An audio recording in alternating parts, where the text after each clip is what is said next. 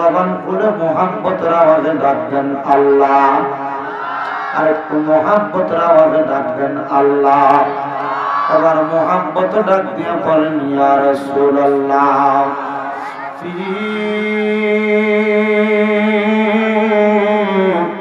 শানি হাবিবিহি ওয়া মাহবুবিহি ওয়া মা'শুকিহি মুখবিরান ওয়া আমিরা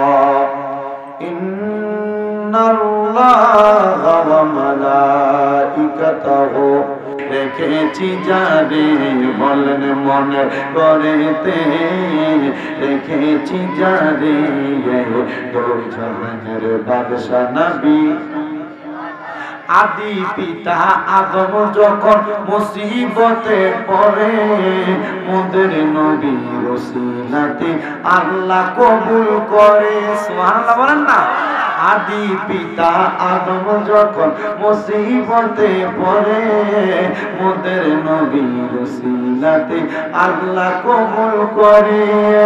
সাখারাতের বিছানাতে দেখা দিও রে দু জাহানের রে বলেন দু জাহানের বাদশা নবী। তাহলে আলীপুর এলাকার ভাই বাবারা আমার নবীর উপরে দুরূদ শরীফ আদায় করলে লাভ আছে না নাই? কেমন লাভ? একটু মনোযোগ দিয়ে বয়ানটা শ্রবণ করার চেষ্টা করবেন। আমার পাশে যিনি বসে আছেন আমার আব্বা জানার দাড়িগুলা পেকে গেছে, অত্যন্ত সুন্দর দাড়ি। আমার পাশে পাগলা কেনুনিয়া বসা। আমি হোমনা এলাকার আশেপাশে যেখানে আসি দৌড়ে চলে যায়। আমরা নবীর পাগল, আমরা নবীর উম্মতের দল। আমরা তো দুনিয়ার জমিনে জন্মগ্রহণ করার পর থেকে ওই নবীর উম্মত দাবি করি, আল্লাহর বান্দা দাবি করি। মনের মধ্যে আকাঙ্ক্ষা আল্লাহ জীবনে যদি আপনারেও না দেখতে পাই, আপনার হাবিব মুহাম্মাদুর রাসূলুল্লাহ সাল্লাল্লাহু আলাইহি ওয়াসাল্লাম ওই নবীরে যেন মরণের আগে আমরা দেখতে পাই। আমার নবী বলে উম্মত, কোন উম্মত যদি মুহাব্বত নিয়ে আমি নবীর দুরূদ শরীফ আদায় করে জান্নাতের মধ্যে ওই উম্মত আমি নবীর কাছাকাছি থাকবে। তো নবীর কাছাকাছি থাকলে নবীরে দেখা যাইব, ঠিক কিনা? নবীর কাছাকাছি থাকলে নবীরে দেখা যাবে। ও পর্দার অন্তরালের মা বোনেরা, আমি যখন মদিনা শরীফ সূর্য নাই দেখতেছেন না, মদিনা শরীফ 2 মাসের কাছাকাছি সময় জিয়ারত করে আমি যখন প্রত্যেক ওয়াক্ত নবীর রওজা মুবারকের মধ্যে সালাম দিতাম, আমি একদিন মদিনা শরীফের একবারে বরাবর কিং আব্দুল ফাহাদ যে গেট ওইখান দিয়ে বের হব, এটার একটু পাশ অঞ্চল দিয়া মহিলারা পর্যন্ত বের হয়।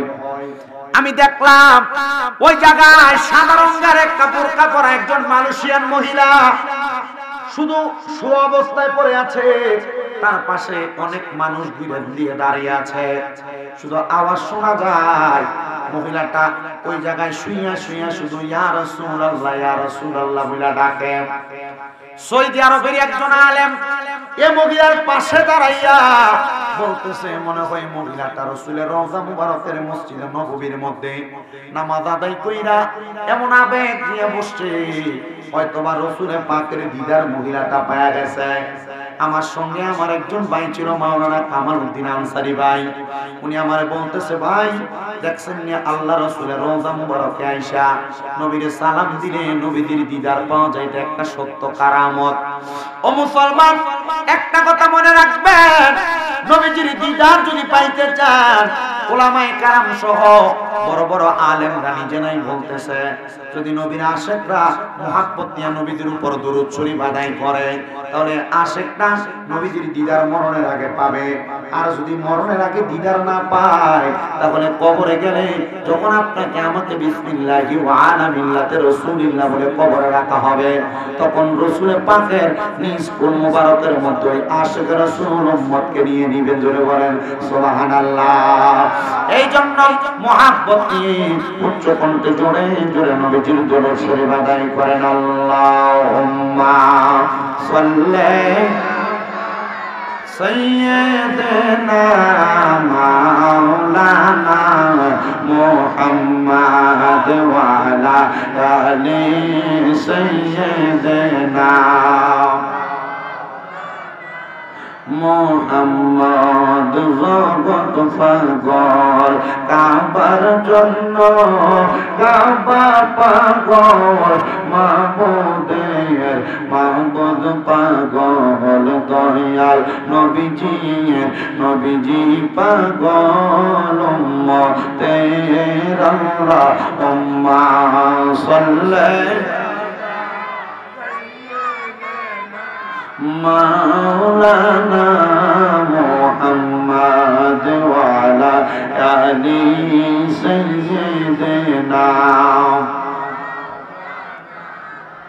লা ইলাহা ইল্লাল্লাহ লা ইলাহা লা ইলাহা ইল্লাল্লাহ লা ইলাহা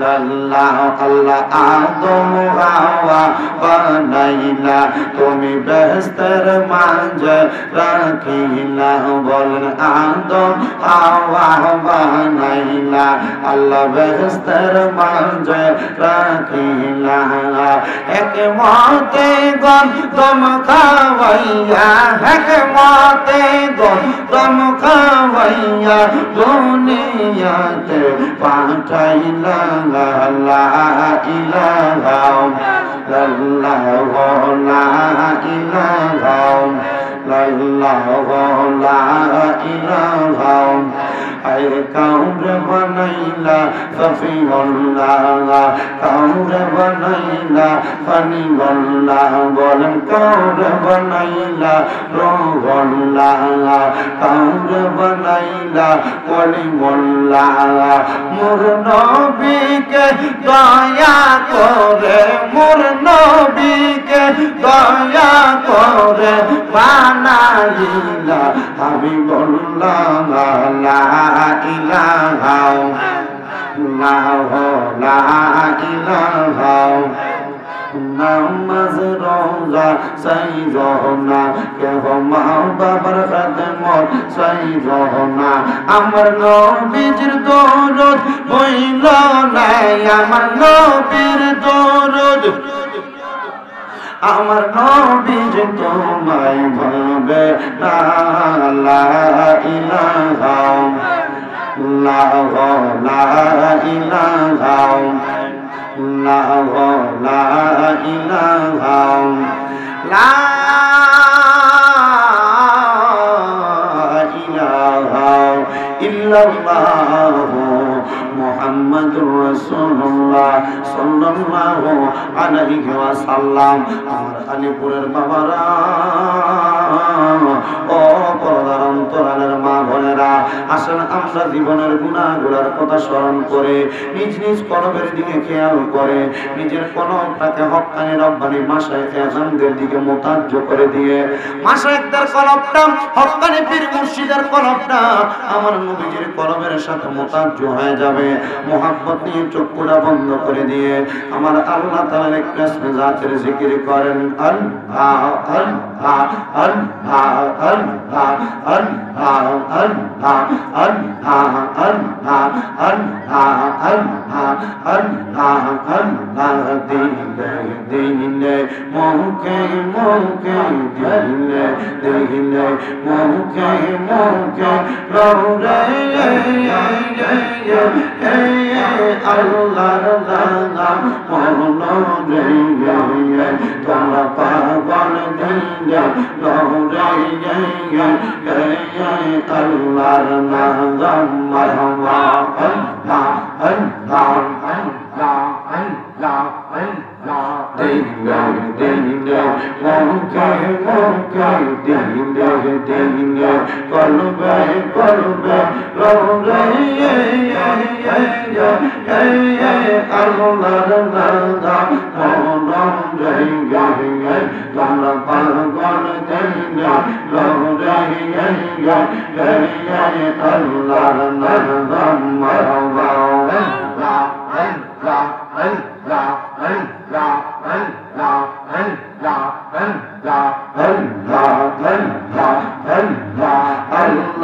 ডাকলেন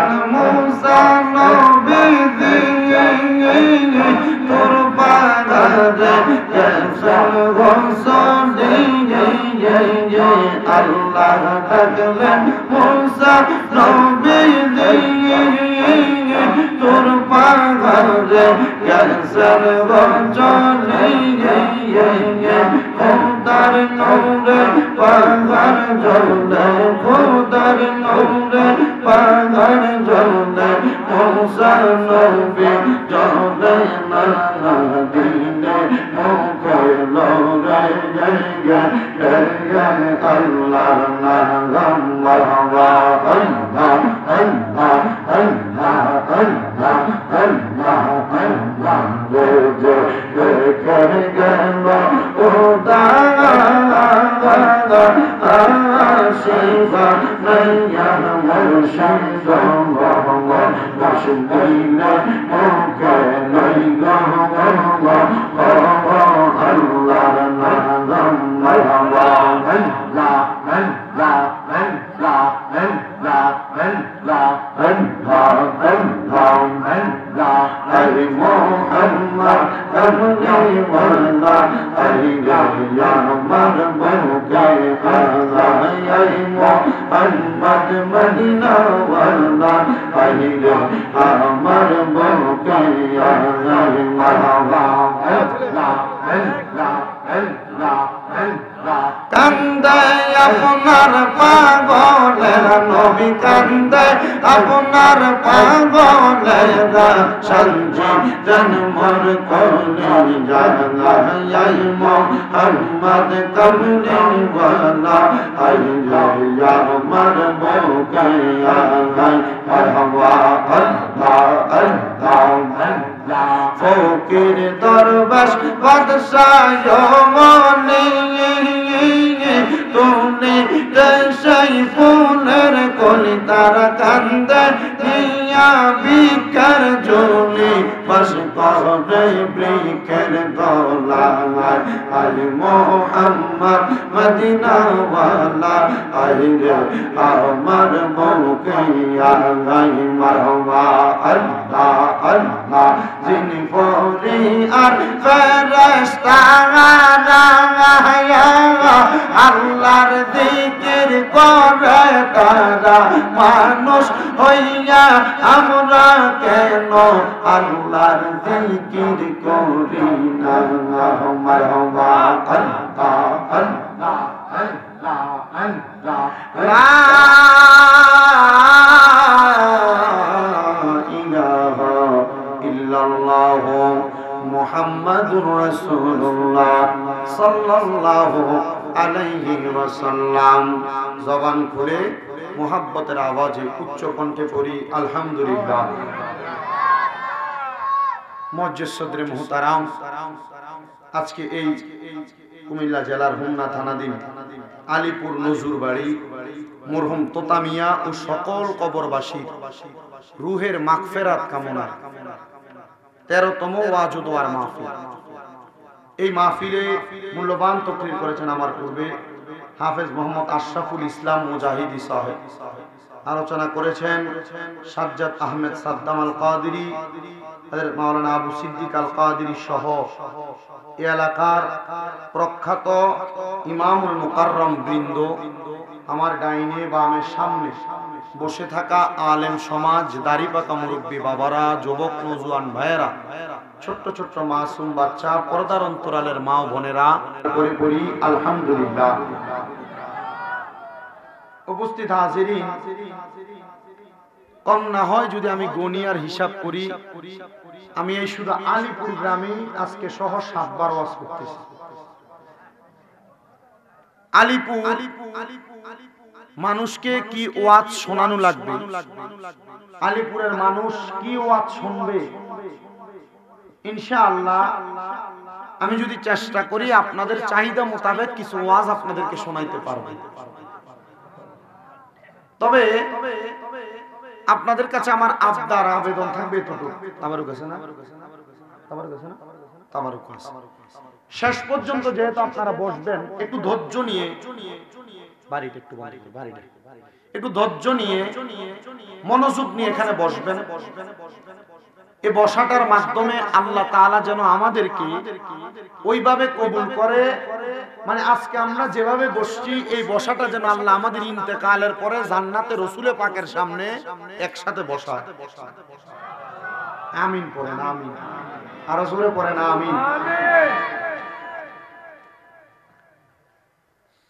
গভীর মনোযোগ দেন।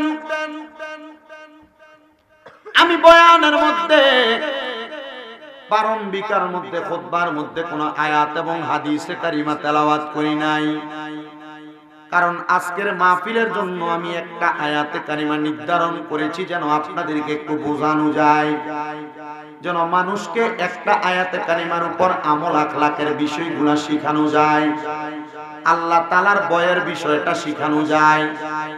শুধু আপনারা নয়, পর্দার অন্তরালে যে মা বোনেরা শুনছেন, আপনারা মা বোনেরা একটু মনোযোগ দিয়ে বয়ানটা শোনার চেষ্টা করবেন। আল্লাহ তাআলা কোরআনুল কারীমের মধ্যে একটা আয়াত ঘোষণা করেছেন। আল্লাহ বলেন, বিসমিল্লাহির রহমানির রহিম, ইয়া আইয়ুহাল্লাযীনা আমানু তাকুল্লাহা ওয়াল তানজুর নাফসুম মা কদ্দামাত লিগাদিন ওয়াত্তাকুল্লাহা ইন্নাল্লাহা খাবীরুম বিমা তা'মালুন। আল্লাহ রাব্বুল আলামিন বলেন, ইয়া আইয়ুহাল্লাযীনা আমানু, হে ঈমানদারেরা, ইত্তাকুল্লাহ, তোমরা আল্লাহকে ভয় করো। এই আয়াতে কারিমার পরবর্তী অংশের পূর্ববর্তী ইত্তাকুল্লাহ শব্দটার তাফসীর আমি তাফসীরে জালালাইন শরীফের মধ্যে দেখেছি। আল্লামা জালালউদ্দিন সুয়ুতী রাহমাতুল্লাহ আলাইহি এবং আল্লামা জালালউদ্দিন মুহল্লী রাহমাতুল্লাহ আলাইহি এবং তাফসীরে নুরুল ইরফানের মধ্যে হযরতে আহমদ ইয়ার খান নঈমী রাহমাতুল্লাহ আলাইহি এই আয়াতের ইত্তাকুল্লাহ শব্দটা এই একটা শব্দের তিন ভাবে তাফসীর করেন নাই, একই ভাবে তাফসীর করেছেন। বলেছেন, ইত্তাকুল্লাহ, আল্লাহকে যে কোনো মানুষ ভয় করবে, এই আল্লাহকে ভয় করা মানুষগুলার মাঝে পাঁচটা খাসিয়ত থাকবে। জবান বন্ধ নাই। আপনারা বলেন, যারা আল্লাহকে ভয় করবে তাদের মাঝে খাসিয়ত থাকবে পাঁচটা। ঘুরে বলেন কয়টা? পাঁচটা খাসিয়ত থাকবে। এর মধ্যে এক নাম্বার, আল্লাহকে যারা ভয় করবে এই আয়াতের কারিমার উপরে ভিত্তি করে ওই মানুষের উপর যে ভয়টা থাকবে, আল্লাহ পাক রব্বুল আলামিনকে ভয় করা বান্দার মধ্যে যে খাসিয়তটা থাকবে, এক নাম্বার খাসিয়ত হইল বান্দা হালাল খাবার ভক্ষণ করবে। এক নাম্বার খাসিয়ত হইল বান্দা হালাল খাবার ভক্ষণ করবে। কিন্তু লক্ষ্য করলে দেখা যায় আমাদের সমাজের মধ্যে অনেক টুপিওয়ালা, দাড়িওয়ালা, পাঞ্জাবিওয়ালা নামাজও পড়ে, সুদের টাকা খায়, হারাম টাকা খায়। আপনারা বলেন আলিপুর এলাকায় এমন একটা ভালো মানুষও নাই? কথাটার মাইর পেছে পড়ে গেছেন। নামাজও পড়ে, টুপিও মাথায় দেয়, মুখে দাড়িও আছে, সুদের টাকা খায়, এমন লোক নাই?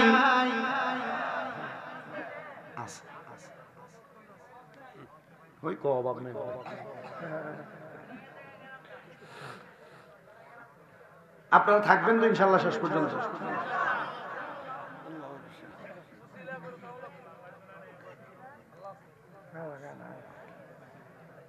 এই মাদ্রাসার ছেলেরা না, এই যেটা যেটা শুইছে, যেটা যেটা শুইছে এটা একটু উড়াইয়া মাদ্রাসার দিকে লয়ে যাও। একজন একজন করে লয়ে যাও মাদ্রাসার দিকে। আমার ফলাইনের দরকার, এনে ঘুমায়। একটা না দেখো মানে 3-4টা ঘুমা আরে না পুরো সব বিষ শয়তানের সর্দারটা যেতে শয়তানি না করলে চলে দুষ্টামি করো না একজন আরেকজনের দিকে তাকায় দুষ্টামির দরকার নেই ওয়াদের যে মূল ধারাবাহিকতায় ছিলাম তাহলে আল্লাহকে যারা ভয় করবে তার মাঝে খাসিয়ত থাকবে কয়টা জোরে কন্যা কয়টা এক নাম্বার খাসিয়ত হলো সেই ব্যক্তি হালাল খাবার ভক্ষণ করবে কিন্তু সুদের টাকা খায় ঘুষের টাকা খায় পরের সম্পদ হরণ করে খায় এমন মানুষের সমাজের মধ্যে অভাব নাই দুই নাম্বার খাসিয়ত হইল ওই ব্যক্তি কখনো এতিমের সম্পদ হরণ করে নিবে না কখনো এতিমের সম্পদ দখল করবে না এমন অনেক ছেলেরা আছে যারা তাদের মা বাবা মারা যাওয়ার পরে এরা এদের বোনের সম্পদ নির্দিষ্টভাবে বুঝিয়ে দেয় নাই এমন অনেক মানুষ আছে যাদের ভাইটা মারা যাওয়ার পরে তারা তাদের ভাতিজাদেরকে সম্পদ বুঝিয়ে দেয় নাই এমন অনেক মানুষ আছে নবী আমার এই আয়াতে কারিমার উপর আলেম উলামাগণ মুফাসসির কেরামগণ বলতেছে তারা কোনোদিন পরের হক মানে এতিমের হক মাইরা খাবেন এটা দুই নাম্বার খাসিয়ত আল্লাহকে যারা ভয় করবে তারা কোনোদিন নামাজ ছাড়বে না এটা হলো 3 নাম্বার খাসিয়ত আল্লাহকে যারা ভয় করবে তারা কোনোদিন নামাজ ছাড়বে না 4 নাম্বার যারা আল্লাহকে ভয় করবে তারা কোনোদিন দুনিয়ার জমিনের মধ্যে পরের সম্পদের প্রতি লোভ করবে না লালসা করবে না এটা হলো 4 নাম্বার খাসিয়ত আর 5 নাম্বার খাসিয়ত যারা আল্লাহকে ভয় করবে তারা মরণের কথা স্মরণ করে করে কান্না করবে এই 5টা কথাকে প্রখ্যাত রাইসুল মুফাসসিরিন হযরতে আব্দুল্লাহ ইবনে আব্বাস রাদিয়াল্লাহু তাআলা আনহু এই 5টা কথার উপর একটা হাদিস বর্ণনা করেছেন তিনি বলেন দুনিয়ার জমিনের মধ্য থেকে কবরের মধ্যে যাওয়ার জন্য কিছু মানুষ যখন প্রস্তুতি গ্রহণ করবে ওই মানুষগুলা প্রস্তুতি গ্রহণ কইরা যদি তাদের মাঝে এই 5টা কর্মকাণ্ড থাকে তাহলে মানুষগুলা কখনো দুনিয়ার জমিন থেকে কবরে যেয়ে শান্তি পাবে না হযরত আব্দুল্লাহ ইবনে আব্বাস রাদিয়াল্লাহু তাআলা আনহু বলেন ও জগতের মানুষ ও দুনিয়ার মানুষের দলেরা শুইনা রাখো দুনিয়ার জমিন থেকে যখন এই মানুষগুলা কবরে যাবে তাহলে কবরে যাওয়ার আগে আমার আল্লাহ তাআলার ফেরেশতা আজরাইলের সম্মুখীন হওয়া লাগবে এবার আপনারা আলিপুরের মানুষ বলেন আমাদের সবার মরণ আছে না নাই আলিপুরের কত মানুষ মারা যায় মারা যাওয়ার সময় ভয়ে বিছানার মধ্যে প্রস্রাব করে দেয় পায়খানা করে দেয় আলিপুরের কত মানুষ মারা যায় মানুষটা মারা যাওয়ার সময় জিহ্বায় কামড় দিয়ে মারা যায় কত মানুষ হোমনা টানার মারা যায় মারা যাওয়ার সময় নাকি মুখে দিয়ে রক্ত বাইর হয় কত মানুষ মারা যায় ওই মানুষটার চোখটা উল্টে যায় একটা বারো তো মসজিদের হুজুররে জিজ্ঞাসা করলা না হুজুর মানুষগুলা কেন এত কষ্ট পায় আঘাত পায় মারা যায় শোনো যদি তোমার মাঝে পরের সম্পদের প্রতি লোভ থাকে কখনো এতিমের সম্পদ তুমি দখল করে থাকো এতিমের সম্পদ হরণ করে থাকো সুদের টাকা ঘুষের টাকা পরের হক মাইরা দিয়া খায়া থাকো নামাজকে যদি তুমি তোমার জীবনের সঙ্গী না বানাও আর মরণের কথা স্মরণ করে করে যদি তুমি কান্না না করো তাহলে মরার সময় এমন কষ্ট পেয়ে তুমি মারা যাইবা একটা মানুষের রূহ যখন কবজ করা হয় হযরত জাবের ইবনে সামুরা রাদিয়াল্লাহু তাআলা আনহু বলেন আখিরি জামানার পয়গম্বর মুহাম্মদুর রাসূলুল্লাহ সাল্লাল্লাহু আলাইহি ওয়াসাল্লামের জবান মুবারকের মধ্যে আমি বলতে শুনেছি নবী আমার বলেছে একটা তাজা বকরিকে লটকায় দিয়া চামড়াটা টাইনা চিনলে তাজা বকরিটা জীবিত অবস্থায় তার যত কষ্ট হবে একটা মানুষের মরণের সময় রূহটা কবজ করার সময় মানুষটার এমন কষ্ট হবে তবে যদি মুমিন হও এমন কষ্ট পায় মারা যাওয়া লাগবে না যদি মুমিন হও এমন আঘাত পায় মারা যাওয়া লাগবে না আরে মরণ তো কত মানুষ মরে কিন্তু ঈমানের সাথে কত মানুষ মারা যায় তার গ্যারান্টি কেউ দিতে পারবে না ও আলিপুরের দাড়ি পাকা মুরব্বি বাবারা বয়স্ক বাবাজিরা দুনিয়ার জমিনের মধ্যে সন্তানদেরকে ভালো খাওয়ানোর জন্য স্ত্রীকে ভালো পড়ানোর জন্য বাড়িতে সুন্দর একটা বিল্ডিং করার জন্য মানুষ তোমাকে ধনী বলবে টাকাওয়ালা বলবে এটার জন্য তুমি হারামের প্রতি লোভ করলা আল্লাহকে ভয় করলা না, মনে রাখবারে মুসলমানের দলেরা, তুমি কোনোদিন কবরে গেলে শান্তি পাবা না। যেই সন্তানকে ভালো খাওয়ানোর জন্য তুমি হারাম খাইলা, যখন হাসরের ময়দানে তোমার সন্তানের কাছে যাইবা, আমি আব্বারে একটা নেক দিয়ে তুমি সহযোগিতা করো, সন্তান তুমি আব্বার দিকে ফিরে তাকাবে না। যেই স্ত্রীর জন্য তুমি হারাম খাইলা, ওই স্ত্রী তোমাকে একটা নেক আমল দিয়ে সহযোগিতা করবে না। তাহলে কেন তুমি হারামটা খাইলা?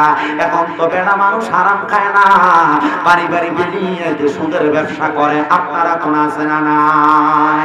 মুসলমান ইমামদারেরা গভীর মনোযোগ দিবেন, অন্তরের কানটা লাগায়া শুনবেন। পর্দার অন্তরালের মা বোনেরা যারা এমন হারাম ব্যবসার সাথে সম্পৃক্ত, আল্লাহর রাস্তায় এমন হারাম ব্যবসাকে আপনারা ছেড়ে দেন। সুদের টাকা ঘুষের টাকা দিয়ে আপনি যত আনন্দ আয়েশ করেন না কেন, কোনোদিন আপনি দুনিয়ার জমিনের মধ্যে শান্তি পাবেন না, কবরে গেলেও শান্তি পাবেন না, আখিরাতের মধ্যে আপনি শান্তি পাবেন না। বলো হুজুর কেমনে কেমনে কেমনে? নবীর একটা হাদিস শরীফ আমি পড়লাম, আল্লাহর হাবিব সাল্লাল্লাহু আলাইহি সাল্লাম বলতেছে, কাল ময়দানে মাশরে এমন হারামখোর ব্যক্তিদেরকে কবরে যাওয়ার পরে যখন তাদেরকে 3000 বছর সর্বনিম্ন আগুনের মধ্যে জ্বালানো হবে, একদিন দুই দিন না, 3000 বছর জাহান্নামের আগুনের মধ্যে জ্বালানো হবে। জাহান্নামের আগুনের রংটা হবে লাল, ওই লাল আগুনের মধ্যে 1000 বছর জ্বালানোর পরে তখন জাহান্নামের আগুনের রংটা বানানো হবে সাদা। এবার আরো 1000 বছর যখন জাহান্নামের আগুনটা জ্বালাইব, জাহান্নামের আগুনটার রং হয়ে যাইব কালা। আরো 1000 বছর জ্বালাইয়া 3000 বছর যখন শেষ হয়ে যাবে, একজন জাহান্নামী মানুষটাকে যখন এবার নির্দিষ্ট একটা জায়গায় রাখা হবে, ওই জায়গাটার নাম হলো মুস্তাশতাহা। ওই মুস্তাশতাহা নামক জায়গার মধ্যে জাহান্নামে দাঁড় করাইয়া দিবে। বান্দা দাঁড়িয়ে থাকবে আর বলবে, ফেরেশতারা পানির বড় পিপাসা, আমি বান্দা থাকতে পারতেছি না, আমার একটু পানির ব্যবস্থা করে দাও। তখন ওই হারামখোর বান্দাটারে পানির ব্যবস্থা করে দিবে। লোহার গরম উত্তপ্ত একটা গ্লাস দিয়ে দেওয়া হবে। ওই লোহার উত্তপ্ত গরম গ্লাসটা কিন্তু এমন গরম হবে, দেখবেন আপনারা যখন কামারের দোকানের মধ্যে যান, যখন কামারের দোকানের মধ্যে একটা দাওয়ের আচারকে ঢুকানোর জন্য কোরাত দেওয়া হয়, দেখবেন আচারটা আগুনের মতো কয়লার মতো লাল হয়ে যায়। তখন ওই উত্তপ্ত লোহার গরম গ্লাসটা লাল হয়ে থাকবে। আপনাকে পানি কেমন পানি দেওয়া হবে? ও আলিপুরের বয়স্ক বাবারা, পর্দার অন্তরালের মা বোনেরা একটু মনোযোগ দিয়ে শুনবেন। ওই পানিগুলা হইল অন্যান্য জাহান্নামীদেরকে জাহান্নামের আগুনে পুড়াইয়া শরীর থেকে যেই রক্তগুলা পুষগুলা মাটির মধ্যে পড়বে, ওই রক্ত পুষগুলা গরম উত্তপ্ত ওই পেয়ালার মধ্যে পানির পাত্রের মধ্যে নেওয়া হবে। আর বলবে, রে বান্দানি তুই পানি পান কর। না না, দুনিয়াতে তো একটা গ্লাসের মধ্যে একটা মশা পড়লে আমি পানিটা খাইতাম না, মশা সহ পানিটা পালাইয়া আমি গ্লাসটা পালা করে ধুইয়া তারপরে পানি পান করতাম। কেমনে রে এই পানি আমি পান করব? শুধু এই জায়গার মধ্যে না, হযরত আব্দুল হক মুহাদ্দিস দেহলভী রাহমাতুল্লাহ আলাইহি এই হাদিসের ব্যাখ্যা করতে যে বলেন, যখন এই গরম উত্তপ্ত পানি সেই বান্দা পান করবে, বান্দা পান করলে বান্দার পেটের নাড়ি বুড়িগুলা বান্দার পায়খানার রাস্তা দিয়ে নিচের দিকে পড়তে থাকবে। আফসোস আফসোস আফসোস, দুনিয়ার জমিনে এমন হারাম খাবার খাইয়া কবরে গেল আরাম পাইবা না, আরাম পাইবা না। আমরা জানি শুকরের গোশত খাওয়াকে হালাল না হারাম? হাতে কইতে হালাল না হারাম? খোদার কসম, গরুর গোশত খাওয়া হারাম, খাসির গোশত খাওয়া হারাম, মুরগির গোশত খাওয়া হারাম। যদি এই সবগুলা গোশত সুদের টাকা দিয়ে কিনে,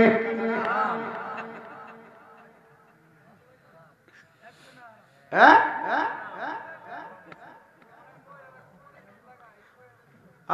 অনেক মহিলারা গোপনে সুদ লাগায়,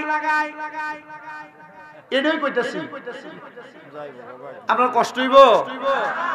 বেরিয়ে সুদের টাকা দিয়ে 1 বছর পরে 1 লাখ টাকা সুদ নেয়, বছর শেষে 30,000। এ 30,000 টাকা দিয়ে এক জোড়া জিনিস বানায়। কি এই যেটা তাই দেবো উঠতে মনে করে এটা সুদ খায়,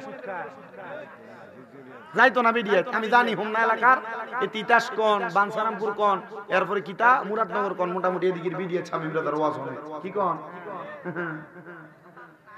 আমি যদি এরা বহিও এরা বয়ে থাকবে।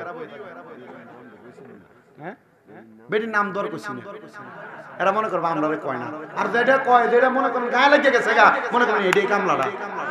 কথা কোন ঠিক কিনা?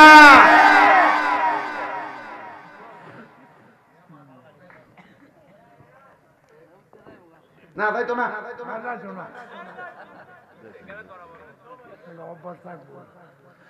তো যেই কথা বলতেছিলাম, ও আলিপুরের বাবারা, সুদের টাকা ঘুষের টাকা দিয়ে গরুর গোশত কিনা খাইলে এটা হারাম।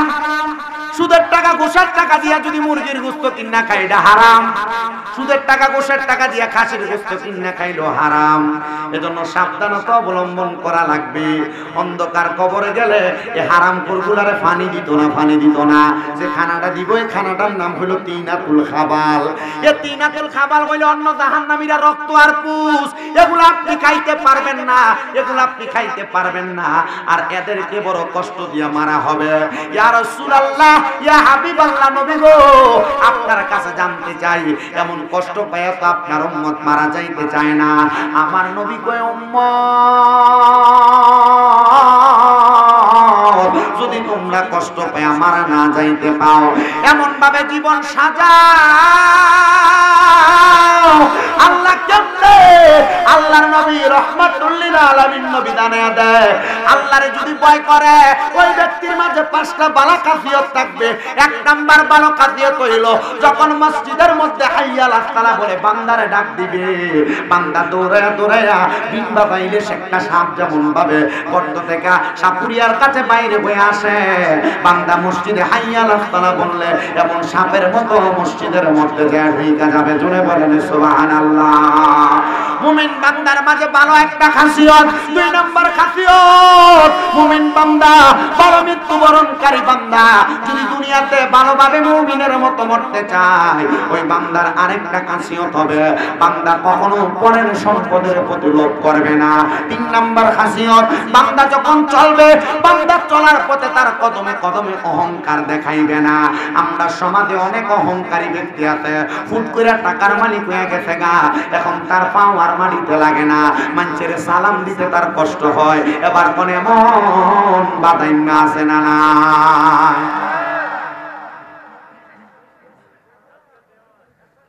আটকাতে হওয়া হঠাৎ টাকার মালিক এখন আর পাও মাটিতে লাগে না, আছে না? কুয়েত প্রবাসী নেই, একটিয়া কুয়েতের কত বাংলা কত? 380 টিয়া। আমার বেতন কত? এবার আর কইতো না, বইলে আপনারা জানি না কি আর গো মারহাবা।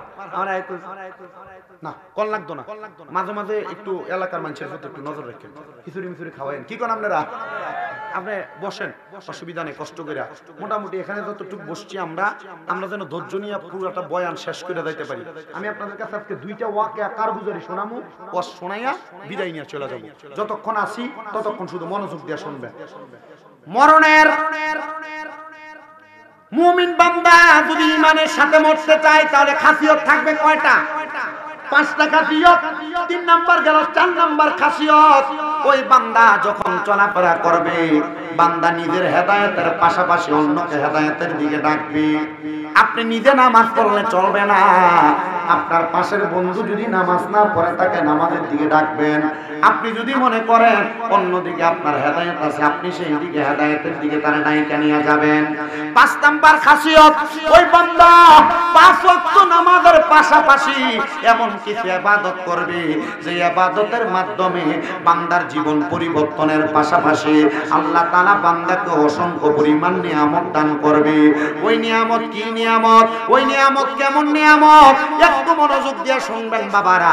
হযরতে আবুল খায়ের রহমাতুল্লাহ আলাইহি, যিনার বাড়ি ছিল রোম দেশ এলাকার মধ্যে, হযরতে আবুল খায়ের রহমাতুল্লাহ আলাইহি বলেন, আমি আল্লাহকে ভয় করতে যা দেখলাম, আমি যেই দিকে খাবারের জন্য হাত বাড়াই সব জায়গায় হারাম খাবার, বালা কোনো খানা। এই আয়াত উনি তেলাওয়াত করেছেন।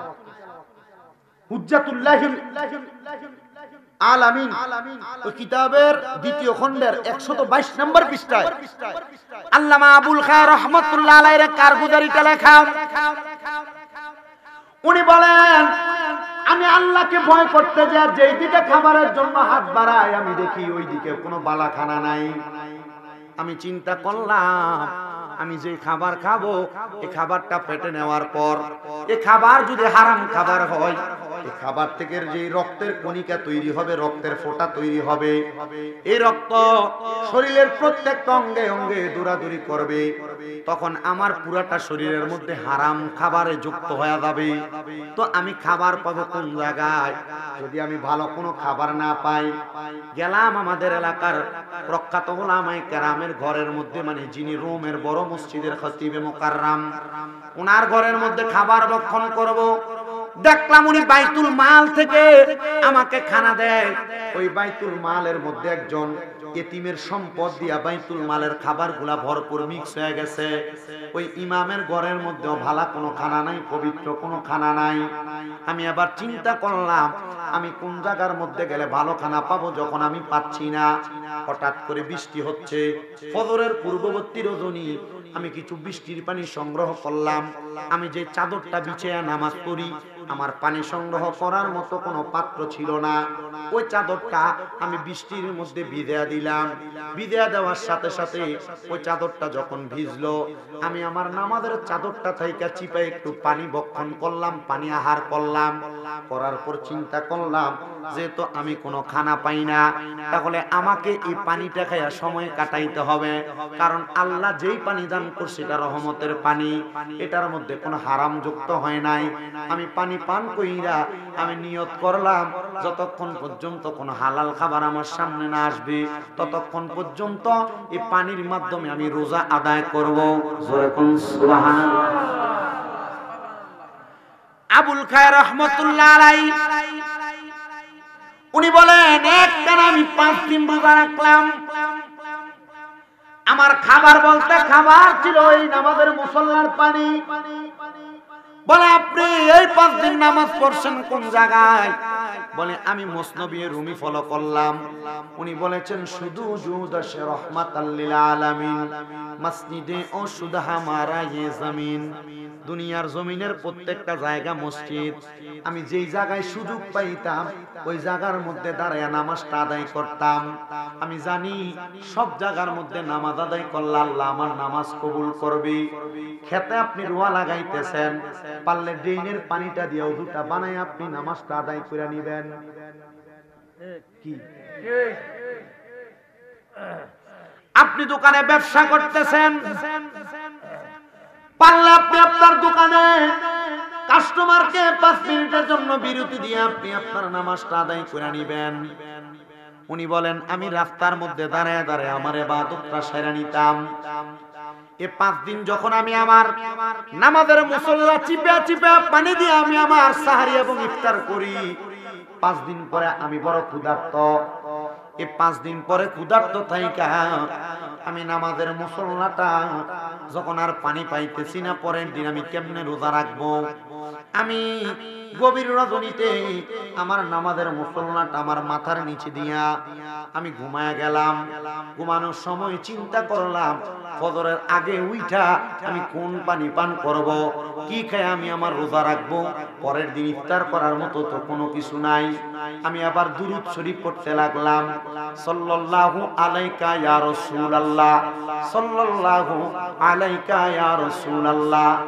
আমি যখন দুরূদ শরীফ পড়লাম, পড়তে পড়তে আমার ডান হাতটা আমার ডান গালের নিচে দিয়া পাগুলা পাকা কইরা আমি ঘুমায় গেলাম। ঘুমের ঘরে হঠাৎ করে আমি দেখলাম আমার নবী রাহমাতুল লিল আলামিন নবী যে আমার সামনে হাজির। কিন্তু আমার নবীর ডাইনে হযরতে সিদ্দিক আকবর রাদিয়াল্লাহু তাআলা আনহু, মানে হযরতে আবু বকর সিদ্দিক রাদিয়াল্লাহু তাআলা আনহু। আমার বাম পাশে হযরতে ওমর ইবনে খাত্তাব রাদিয়াল্লাহু তাআলা আনহু, আর আমার সামনে হযরতে মাওলা আলী কাররামাল্লাহু ওয়াজহু। উনি সর্বপ্রথম আমি পাগলা আবুল খায়েরের সামনে আইসা আমার ঘুম থেকে জাগ্রত করলেন আর ডাক দিয়ে বললেন, এ আবুল খায়ের, তুমি নবীজির উপর দুরূদ শরীফ আদায় করতে করতে ঘুমাইলা, আর ঘুমাইবা না, উইঠা যাও, দেখো তোমার হাবিবে কিবরিয়া নবী তোমার জন্য খাবার নিয়ে দাঁড়ায়া গেছে। পাগলা কয় আমি ঘুমের ঘরে স্বপ্নের মধ্যে এমন অবস্থাটা দেখলাম। ও বন্ধু, এই ব্যক্তি ঘুমের ঘরে এমন স্বপ্ন দেখা তিনি বলেন আমি যখন ঘুম থেকে জাগ্রত হইলাম দেখলাম আমার রহমাতুল লিল আলামিন নবী আমার সামনে দাঁড়ানো, আমার নবী রহমতের নবী আমার সামনে দাঁড়ানো। নবীজির হাত মুবারক থেকে নবীজি আমাকে একটা রুটি প্রদান করলেন। আমি এই রুটিটা আমার হাতের মধ্যে নিয়ে নবীর কপাল মুবারকের মধ্যে একটা চুম্বন করলাম, আর আমি আমার মুখ দ্বারা ওই রুটিটা আল্লাহর হাবিবের সামনে কামড়ে খাইতেছি। আমি অর্ধেক রুটি খাওয়ার পর পরবর্তী সময় আমার ঘুমটা ভাঙ্গা গেছে। এ মুসলমান, উনি বলেন আমি ঘুম ভাঙ্গার পরে দেখলাম অর্ধেক রুটি আমি খাইছি আর অর্ধেক রুটি আমার হাতের মধ্যে আছে। লোকটা তো স্বপ্নেই দেখেছিল। আবুল কায়ের রহমাতুল্লাহ আলাইহি বলেন আমি আদাটা রুটি পাইয়া আমি বড় আনন্দিত হইলাম। আমি চিন্তা করলাম আদা রুটি খাইয়া আমার সাহারি হয়ে গেছে, সারাদিন আমার চলবে, আর আদাটা রুটি দিয়ে আমি পরের দিন ইফতারটা করব। হযরতে আবুল খায়ের রহমাতুল্লাহ আলাইহি বলেন এবার আমি মদিনা শরীফের একটা অংশের একটা কর্নারের মধ্যে বসা, আল্লাহর হাবিব সাল্লাল্লাহু আলাইহি সাল্লামের দরবারে। মদিনা শরীফ যারা গেছেন আপনারা হয়তো জানেন, মদিনা শরীফের এই প্রান্তে ওই প্রান্তে বিভিন্ন জায়গায় উলামায়ে কেরাম বসে বসে বয়ান করেন। উনি বলেন আমি আমার এই কথাটার একটা সারমর্ম জানতে চাইলাম। একজন আলেম আমাকে বলেছে তুমি যে গত 5 দিন অন্য কোন মানুষের খাবারের দিকে লোভ করো নাই, আমার আল্লাহ তাআলা তুমি বান্দাকে নবীজির মাধ্যমে একটা হালাল খাবার নবীজির হাত মুবারক দ্বারা তোমাকে দান করেছে। এটা দিয়া বুঝাইছে দুনিয়াতে কোন মানুষ যদি হারাম খাবার ত্যাগ কইরা হালাল খাবারের আশায় কষ্ট করে দিন যাপন করে, রাত্রি যাপন করে, আল্লাহ তাআলা তার জন্য গায়েবীভাবে হালাল খাবারের ব্যবস্থা করে দেয়। বলেন সুবহানাল্লাহ। ওরে জনম জনম যদি গাহি তোমার প্রশংসা শেষ হবে নাহি, জনম জনম যদি গাহি তোমার প্রশংসা শেষ হবে নাহি, দয়া কর মায়া কর, দয়া কর মায়া কর, ও গো দয়াময় তুমি রহমান, তুমি মেহেরবান, অন্ধকারে শুধু তোমারই গুণগান, ভুলেও ভুলে না তবু শান, তুমি রহমান তুমি মেহেরবান। কখনো তোমাকে যদি ভুলি হেদায়াতের আলো দিয়ে নিও কাছে তুলি, দয়া করে ঠাই দিও, দয়া করে ঠাই দিও, ও গো দয়াময় তুমি রহমান তুমি মেহেরবান। ও আমার হোমনা আলিপুরের বাবারা, মনে রাখবেন হালাল ভাবে চলতে গেলে কষ্ট হবে, কিন্তু ওই বান্দাটারে কষ্ট থেকে উদ্ধার করে একজন, বলেন তিনি কে? ও মুসলমান, আল্লাহ তাআলা শুধু কষ্ট থেকে উদ্ধার করে না, আপনাদেরকে আমি আরেকটা আল্লাহর নেককার বান্দার ওয়াকিয়া কারগুজারি শোনায়া দেই, দেখবেন আপনার কলিজাটা ঠান্ডা হবে। স্পেনের মধ্যে একজন আল্লাহর নেককার বান্দা মুজাক্কির রহমাতুল্লাহ আলাইহি তিনি বলেন আমার সন্তানকে স্পেনের মহারাজা তার কারখানার মধ্যে তার কারাগারের মধ্যে বন্দী করে রাখছে, আমি আমার আল্লাহর কাছে কান্নাকাটি করতেছি, ওগো আল্লাহ একটাই মাত্র সন্তান, তার মা মারা গেছে, আমি তারে বড় কষ্ট করে মানুষ করছি, কিন্তু স্পেনের বাদশা তার কারাগারের মধ্যে আমার সন্তানটাকে বন্দী করে রাখছে, বলতে আমার সন্তানটাকে যদি তার কারাগার থেকে ছাড়াইতে হয় তাহলে নাকি আমি তার 200 টাকা স্পেনের টাকা দেওয়া লাগবে। আমার কাছে তো 200 টাকা দূরের কথা, 2টা পাইও নাই আমি স্পেনের বাদশাকে দেওয়ার মতো। আল্লাহ গো, আমার আপনার কাছে অন্য কোনো চাওয়া নাই, আপনি আপনার হাবিব হাবিবে কিবরিয়ার উসিলায় আমার মনের আশাটা পূরণ করেন, আমার সন্তানটারে আমার কাছে ফিরিয়ে দেন। মনে রাখবেন, কোন মা বাবার সন্তান যদি বিপদের মধ্যে পড়ে যায়, ওই মা বাবা সন্তানের জন্য বড় বড় আফসোস করে। যদিও দেখেন আপনার চোখের সামনে আপনার মা বাবা আপনারে ভালোবাসে না, মনে হয় মা বাবা মাঝে মাঝে আপনারে ধমক দেয়। আর এই ধমকটা আপনার কত উপকার। সন্তান কোন অন্যায় করছে কিনা জানি না, কেন স্পেনের বাদশা আমার সন্তানটারে আটকে রাখছে।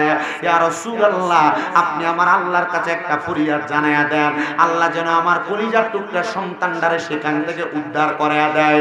সেনাপতি বলেন, আমি আবার ওনাকে বললাম, আপনি মদিনায় কেন যাইবেন? যে কোন জায়গা থেকে রাসূলে পাককে সালাম দিলে রাসূলে পাক তার কথাটা শুনতে পায় এবং আমার আল্লাহ তাআলা তার দোয়াটা কবুল করে নেয়। তো এত কষ্ট করে কেন আপনি স্পেন থেকে আপনি মদিনা পর্যন্ত যাবেন, মক্কা পর্যন্ত যাবেন?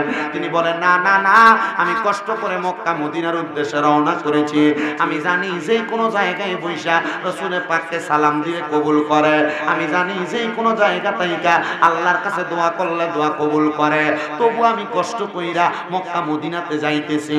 উনি বলেন, আমি মদিনা উদ্দেশ্যে যাইয়া মদিনা শরীফে প্রবেশ কইরা বাবুস সালাম দরজা দিয়া রাসূলে পাকের রওজা মুবারকের মধ্যে সালাম দিলাম।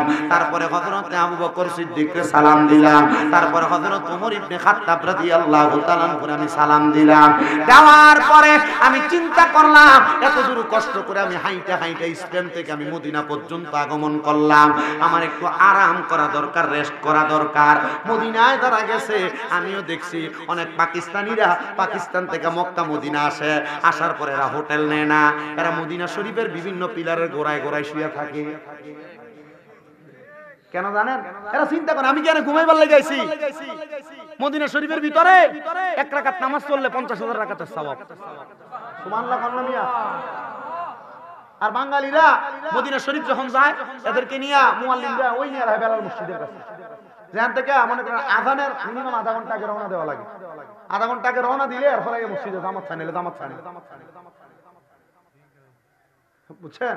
মক্কা শরীফের মধ্যে বাংলাদেশের হুজুররা, বাংলাদেশের যে হাজিরা, এরা নিয়ে ইব্রাহিম খলিল সালাম এখান থেকে আযানের মিনিমাম একবার 15 মিনিট আগে রওনা দেওয়া লাগে।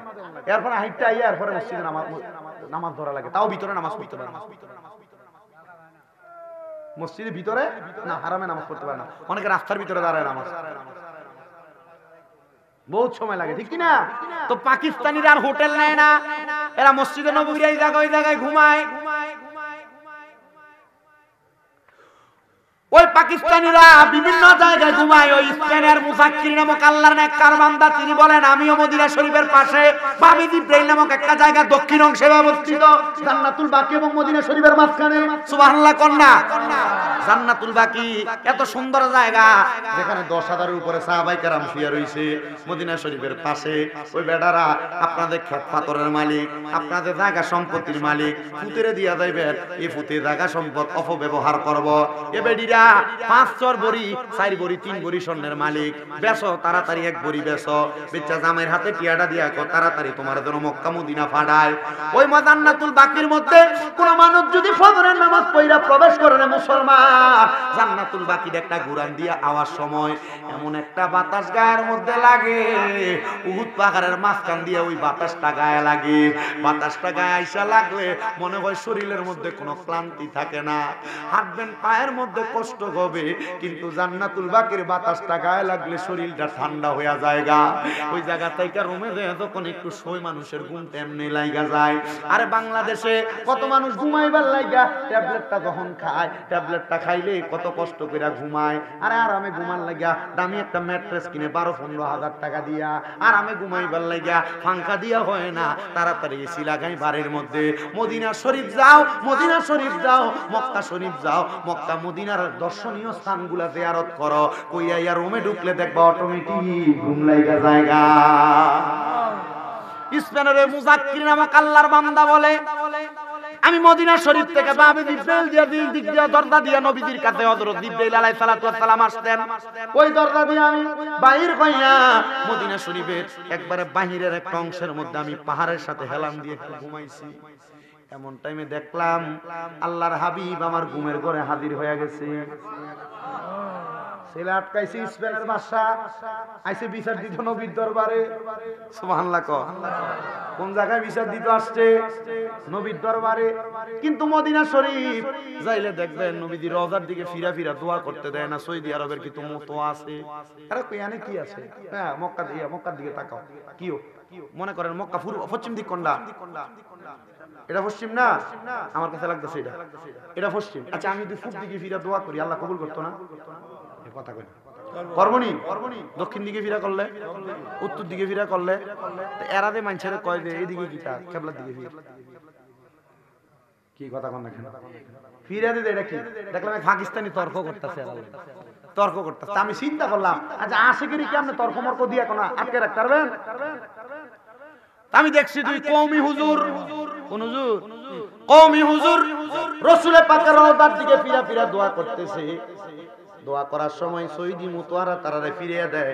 এরা মুতওয়ার লগে ঘাউরামি কইরা রাসূল পাকের রওজার দিকে ফিরা ফিরে দোয়া করতেছে। কারণ আমরা জানি আমরা রাসূলের কাছে চাই না, আমরা চাই কার কাছে? কওমির যারা ভালো ভালো বড় বড় আলেম, এরাও জানে রাসূল পাক রহমাতুল লিল আলামিন নবীর উসিলা দিয়া দোয়া করলে দোয়া কবুল হয়। বাবারে, ওনাদের সাথে আমাদের আকীদাগত দ্বন্দ্ব থাকলেও এলেমের সাথে কোনো দ্বন্দ্ব, এলেমের সাথে কি দ্বন্দ্ব আছে? আমরা যেই কোরআন পড়ি ওনারা সেই কোরআন পড়ে, আমরা যে হাদিস পড়ি ওনারা সেই হাদিস পড়ে। একই হাদিসে নবীজির মুহাব্বত তাদের অন্তরে আছে, আমাদের অন্তরেও আছে। আকীদার গরমি এটা নিয়ে আপনারা কোনোদিন তর্কে লিপ্ত হয়েন না। তারা তাদেরটা করতে দিবেন, আপনি আপনারটা করবেন।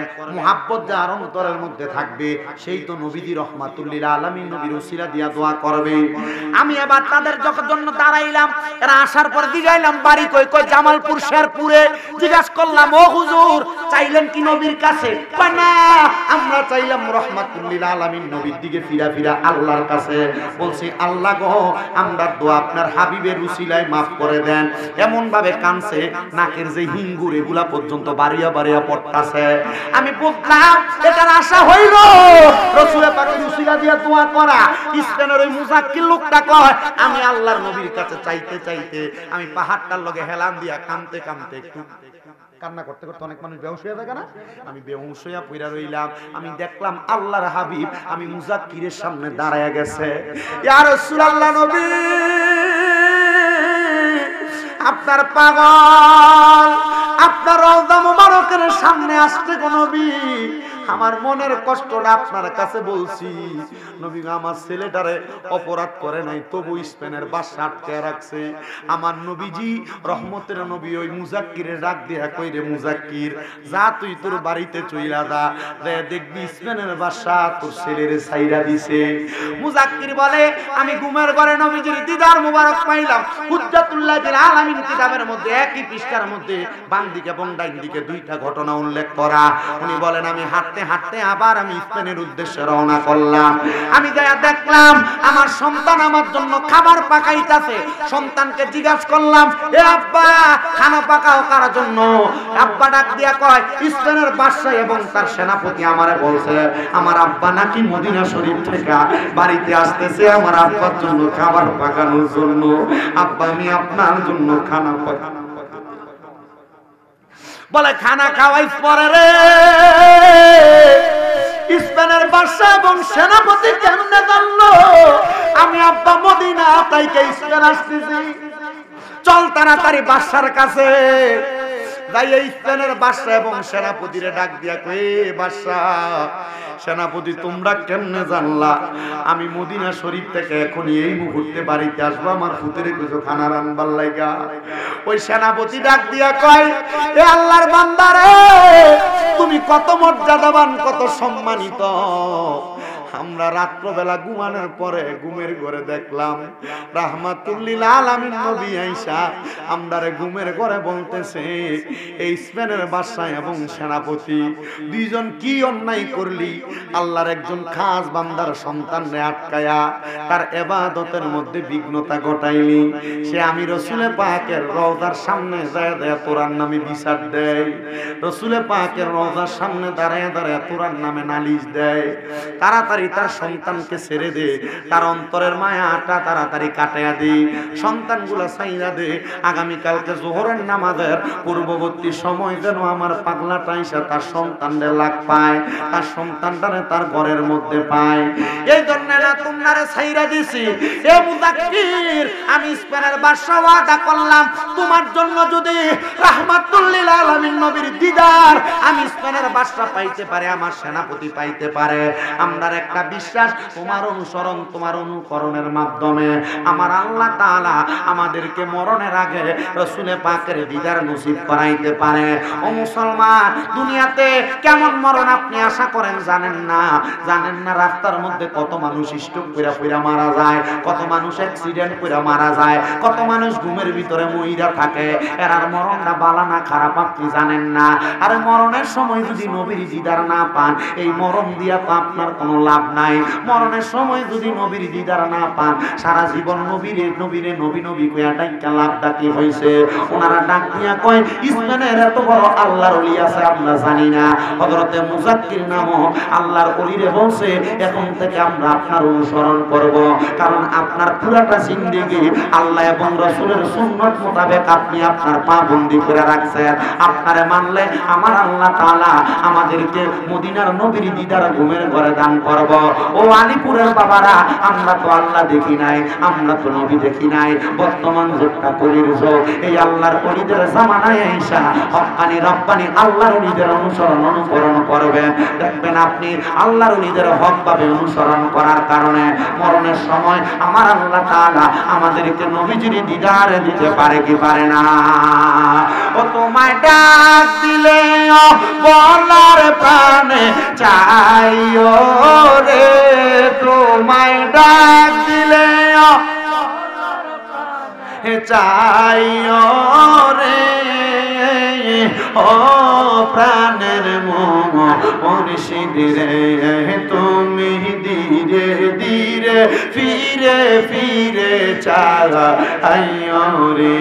বাবা মনোযোগ দেন, স্পেনের বাদশা কি এর আগে নবীরে দেখছিল?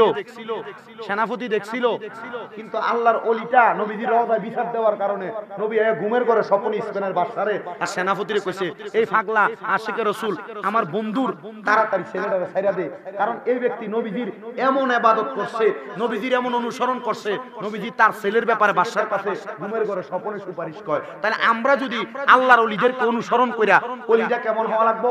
হক্কানি রব্বানি সলিহিন, যার আমল দেখলে ভাল লাগে, যার ইবাদত দেখলে ভাল লাগে, এমন আল্লাহর ওলিদের অনুসরণ কইরা যদি আমরা কই আল্লাহ তোমার এই বন্ধুটার উসিলায় আমরা মরণের সময় নবী দিদার দাও, আল্লাহ দিতে পারে না? কথা কোন না কেন দিতে পারে না? একটু মুহাব্বতে বলেন, তোমায় ডাক দিলে বলার প্রাণে চাইও রে, তোমায় ডাক দিলে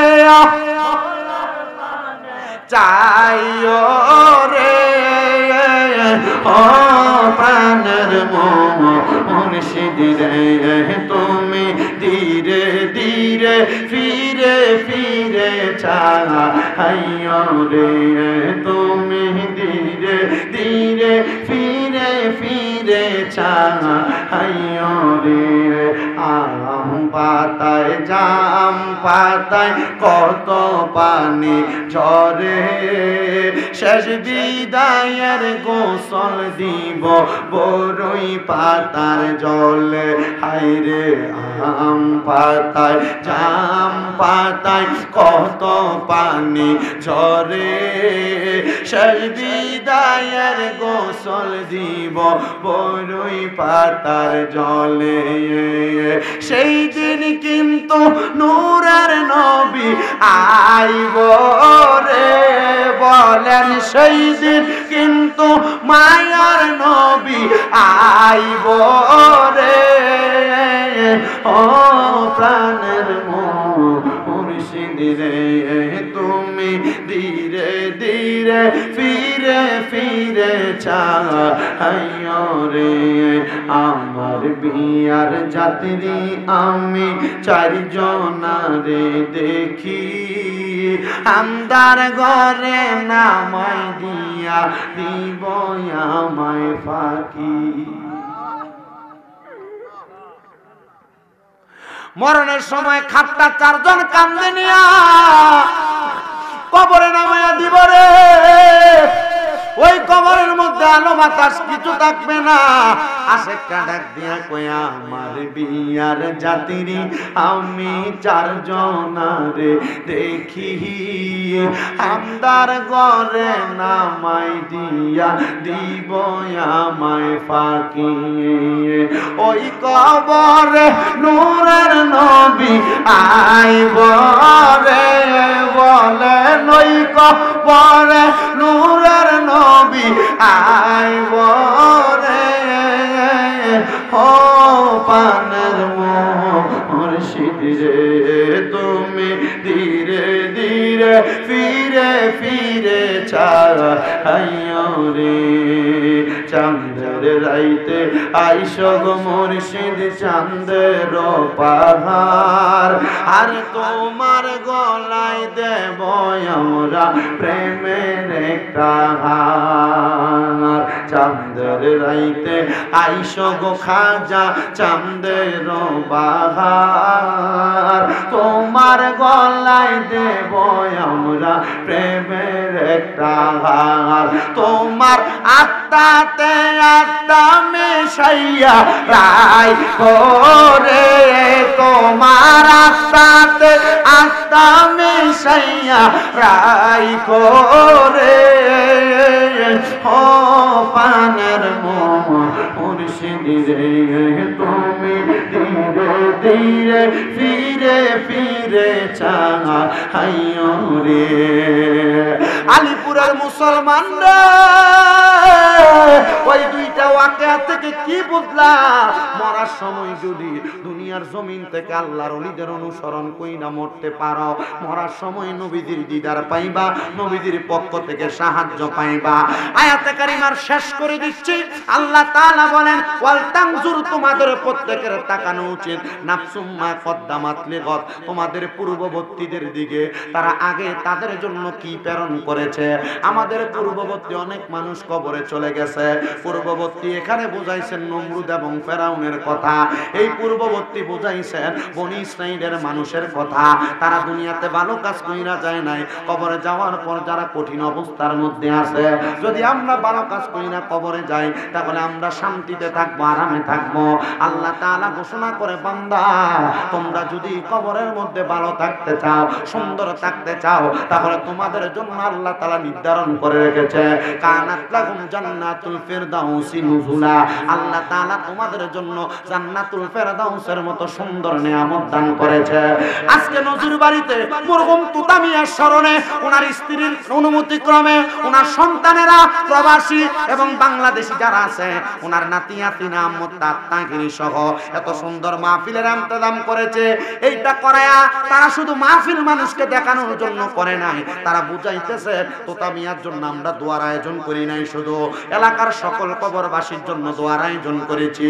এই মাহফিলের মাধ্যমে তারা বুঝাইতেছে ও এলাকার মানুষ আমরা যেমন ভাবে দোয়া করতেছি তোমরা তোমাদের মরহুম আত্মীয় স্বজনের জন্য তেমন ভাবে দোয়া করো। এলাকার মানুষ তোমরা যখন দোয়া করবা আল্লাহ তাআলা এই দোয়ার মাহফিলের ইন্তজামের উসিলায় আপনার মরা বাপ যারা, মরা দাদা যারা, মরা আত্মীয় স্বজন যারা কবরে তাদের রূহগুলাকে আমার আল্লাহ তাআলা আজকের দিনে ছাইরা দিয়েছে। আজকের মাহফিলে তুতা মিয়ার রূহটা মাহফিলের চারিদিক দিয়ে ঘুরতেছে। নবীর হাদিস শরীফের কথা মারহাবা বলেন। রূহটা চারিদিক দিয়ে ঘুরতেছে। এ তুতা মিয়ার বংশধরেরা শুইনা নাও তোমরা, তোমাদের বংশের মানুষ তুতা মিয়া অন্ধকার কবরে। শুধু উনি না, এই বংশের যত মানুষ অন্ধকার কবরে, এই এলাকার যত মানুষ অন্ধকার কবরে, তাদের রূহগুলাকে মাহফিলের ডাইনে বামে ঘুরতেছে।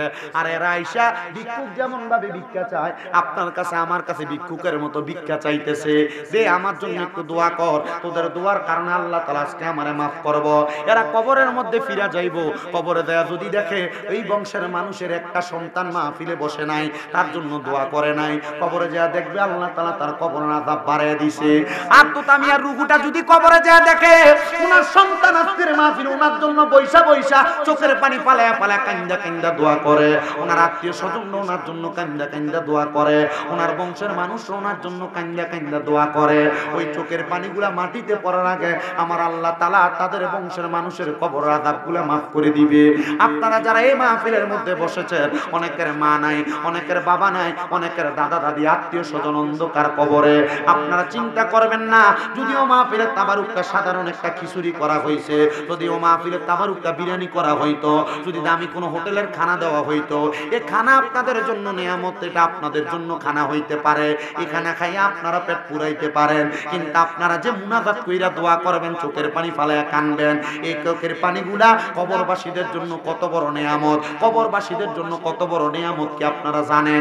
আল্লাহর নবী রাহমাতুল লিল আলামিন নবী বলে, একটা দুনিয়ার মানুষের দোয়াটা কবরবাসীর জন্য এত বড় নিয়ামত। মাছ সমুদ্রের মধ্যে যদি একটা মানুষকে ট্রলার স্টিমার থেকে ফালায়া দেওয়া হয়, নৌকা থেকে ফালায়া দেওয়া হয়, ওই মানুষটা হাবুডুবু খায় মারা যাবে এমন অবস্থা হয়ে যায়। হঠাৎ করে ওই মানুষটাকে একটা নৌকা এসে উদ্ধার করলে ওই মানুষটা যত খুশি হয়ে যায়, একটা কবরবাসীর জন্য এলাকার কোনো মানুষ দোয়া করলে ওই কবরবাসী তার চাইতে বেশি খুশি হয়ে যায়।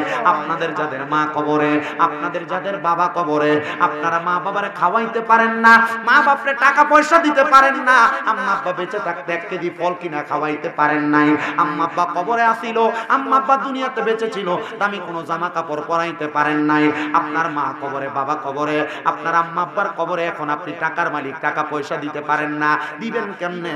আম্মা আব্বা কবরে শুয়ে রইছে, এখন আপনার কাছে একটা জিনিস আছে দেওয়ার জন্য, সেটা হলো দোয়া, আল্লাহর কাছে ক্ষমা প্রার্থনা করা। দোয়া করবেন, আল্লাহ আমার মা আমার বাবা যেন অন্ধকার কবরে, আল্লাহ আমার দাদা কবরে, দাদি কবরে, তোমার কাছে ক্ষমা প্রার্থনা করি গো আল্লাহ, আমার মারে মাফ করে দাও, আমার বাবারে মাফ করে দাও, আমার দাদা দাদিরে মাফ করে দাও। এবার আপনারা বলেন, আমাদের দোয়ার বরকতে আল্লাহ তাআলা আমাদের বংশের মানুষকে মাফ করতে পারে কি পারে না? পর্দার অন্তরালের আমার আম্মুজিরা গো, আপনাদের কদমে হাত দিয়ে বলি গো মা, আপনাদের অনেকের মা নাই, বিছানার মধ্যে মাথা লাগিয়ে লাগিয়ে কান্দেন, আপনাদের অনেকের বাবা নাই, বিছানার মধ্যে মাথা লাগিয়ে লাগিয়ে কান্দেন, দাদা দাদি নানা নানি কবরে মাথা লাগিয়ে লাগিয়ে কান্দেন। মা গো মা, এমন কান্না কাটি না কইরা, যখনই মার কথা মনে হইব, যখনই বাবার কথা মনে হইব, নামাজের মুসল্লাটা বিছাইয়া চোখের পানি ডিসাইরা দিয়া দিয়া 2 রাকাত নামাজ পড়েন গো মা, দেখবেন আপনার নামাজের বরকতে আমার আল্লাহ তাআলা আপনার মা বাবারে মাফ করে দিবে। আমার পাশে যে বয়স্ক 2 জন বাবা বসে আছে, এই 2 জন বাবা জানের বয়স তো হয়ে গেছে, একদিন ওনারা অন্ধকার কবরে চলে যাবে, আমি একদিন কবরে চলে যাব। আজকের মাহফিলের যিনি ব্যবস্থাপনা করেছেন ইয়াসিন আহমদ আত্তাহিরি একদিন কবরে চলে যাবে। আজকের মাহফিলটা কইরা তারা এটাই বুঝাইতেছেন, আমরা আজকে আমাদের বংশের মুরব্বীদের জন্য দোয়া করি, আমরা যখন থাকবো না আমাদের বংশের ছোট ছোট ছেলেরা আমাদের জন্য দোয়া করবে।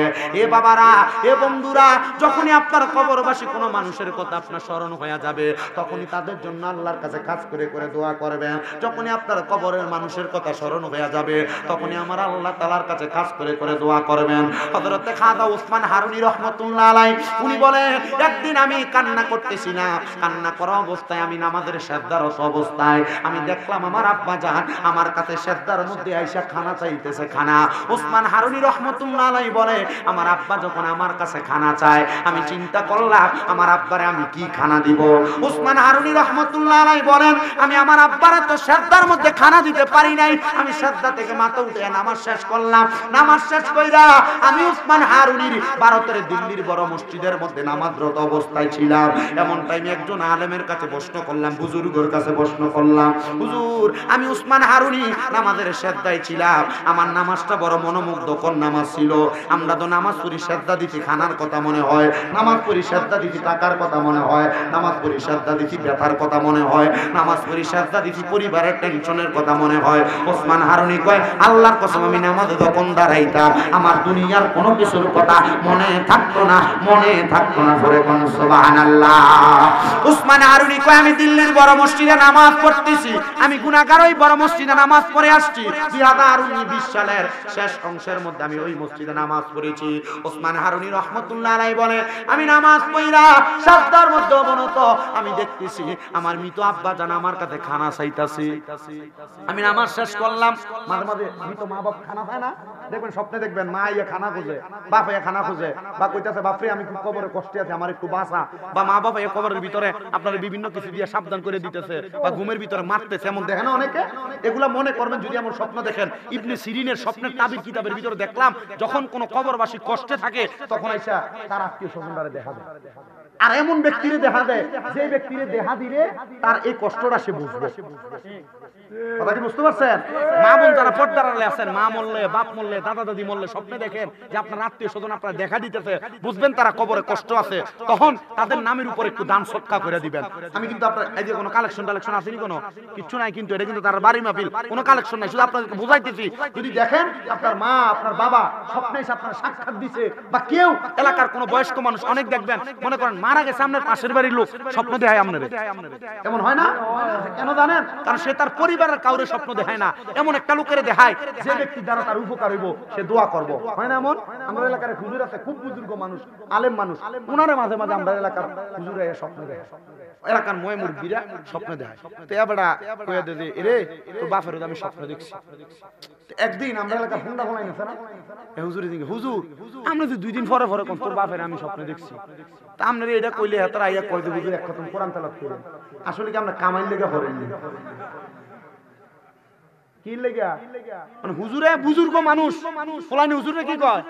তা আমনে খালি স্বপ্ন দেন আর কেউ দেখে না। এটি হুন্ডা সঙ্গে এটি জীবনে স্বপ্ন দেখবো? এ সিগারেট খান, মুখের ভিতরে গুয়ের গন্ধ, কি কথা বলেন না কেন? এ কখনো স্বপ্ন দেখবো? এ নামাজ পড়ে না স্বপ্ন দেখবো কোথেকে? হুজুর আলেম, এজন্য হুজুর স্বপ্ন দেখবে।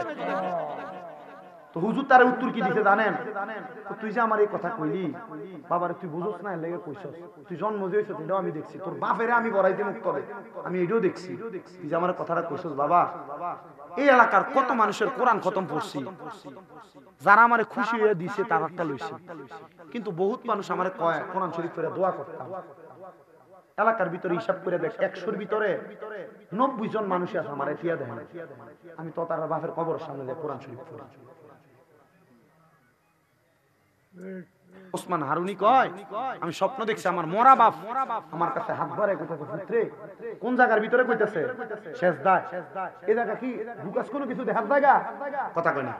সেজদা হলো আল্লাহর সাথে বান্দার কথা কোনের জায়গা, প্রেমিক এবং আশেক এবং মাসুকের প্রেমের জায়গা। কি কথা বলেন না কেন? সেজদা কোন জায়গা? আশেক এবং মাসুকের প্রেমের জায়গা, আল্লাহর সাথে বান্দার কথার জায়গা, মেরাজের জায়গা। এই বান্দা ওসমান হারুনি কয় আমি দিল্লির বড় মসজিদের আলেম বুজুর্গ একজন ব্যক্তি দেখা যা বললাম, হুজুর আমি তো একটা বড় মারাত্মক স্বপ্ন দেখে ফেলছি। কি দেখছো? হুজুর আমি স্বপ্ন দেখছি আমার আব্বা জান ইন্তেকাল করার পরে আমার কাছে খানা চাইতেছে। উনি বলছে, বাবা তুমি তোমার আব্বা জান যে তো ইন্তেকাল করেছে, তোমার কাছে খানা চাইতেছে, তুমি তোমার আব্বার জন্য একটু কোরআন তেলাওয়াত করো আর আব্বার জন্য দোয়া করো। ওসমান হারুনি কয়, হুজুর যেহেতু খানা চাইতেছি দেখছি আমি মানুষকে খাওয়াই। বলছে তোমার খাওয়াইলে অসুবিধা নাই, তোমার যত সম্পদ আছে তুমি পারলে মানুষকে খাওয়াও। ইসলামের সবচেয়ে উত্তম কাজ হইল, সাহাবায়ে কেরাম প্রশ্ন করি ইয়া রাসূলুল্লাহ আইয়ুল ইসলাম খায়রুন, ইসলাম উত্তম কাজ কোনটা?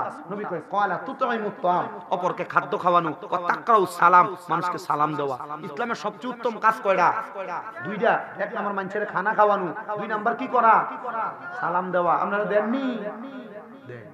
লাড্ডু দে ঘরে যাইলে সালাম দিয়েন, এবারে দেয় কে কইছে আর কি, যারা দেয় না এরা তো হ্যাঁও কয় না।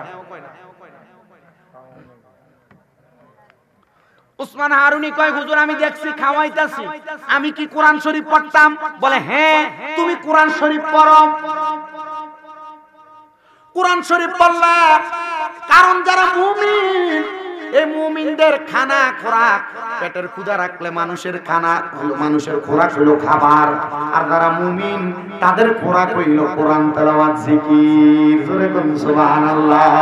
মাইক ছাড়ার আগে আরেকবার আমাদের বংশের কবর আযাব মাফ করানোর জন্য মুহাব্বতে একটু আল্লাহ তাআলার জিকির করি। আল্লাহ আল্লাহ আল্লাহ আল্লাহ আল্লাহ আল্লাহ আল্লাহ আল্লাহ আল্লাহ আল্লাহ তোমায় পাইতে কান্দে পাগল মন দাও দান দান আর মাই দন সবন মাশাআল্লাহ আল্লাহ আল্লাহ তোমায় আমায় পাইতে কান্দে পাগল মন দামনা বাজা আমায় দমর সবন মারহাবা আল্লাহ আল্লাহ কোন সাধনে পাইব দয়া তোমার রাঙ্গা দুই চরণ কোন সাধনে পাইব বাজারে তোমার রাঙ্গা দুই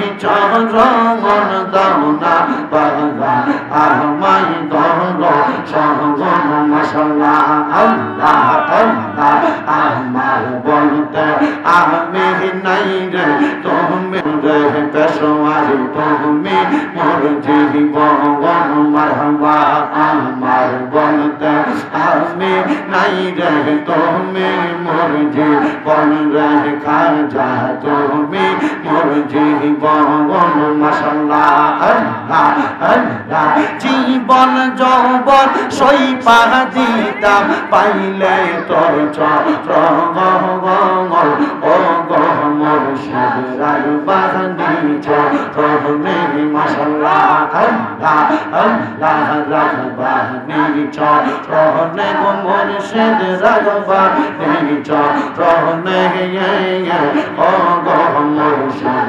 রাগবানি চরণে মাশাআল্লাহ আল্লাহ আল্লাহ আমার অন্তর কাঁপে ডরে গো কোন দিন জানি আগে রাখাইলাই সাজগ রে আমার অন্তর কাঁপে ডরে গো মইরা গেলে মাটি দিও আমার মুর্শিদের দরবারে মাশাআল্লাহ আল্লাহ আল্লাহ দেখাইয়া তার রূপের ঝলক দেখাইয়া তার রূপের ঝলক মন কইরাস ও দাসী দয়াল মুর্শিদ তোমার মুখের হাসি আমি কেমন বলিব পানের মুর্শিদ তোমার মুখের হাসি মারহাবা আল্লাহ আল্লাহ আমি কেমন বলিব পানের মুর্শিদ তোমার মুখের হাসি মারহাবা আল্লাহ আল্লাহ আল্লাহ আল্লাহ রহমানের মমতা চাই না গো চাই দয়াল মোরা রাগে তোমার চরণ গো মারহাবা আল্লাহ আল্লাহ দিদার দিয়া দন্ন কর দিদার দিয়া দন্ন কর দালা অবসান করে না দেখিলে বাঁচে না দেহ পগরাম হায়রে ও আমার মুর্শিদ চান তোমার না দেখিলে বাঁচে না দে পগরাম মারহাবা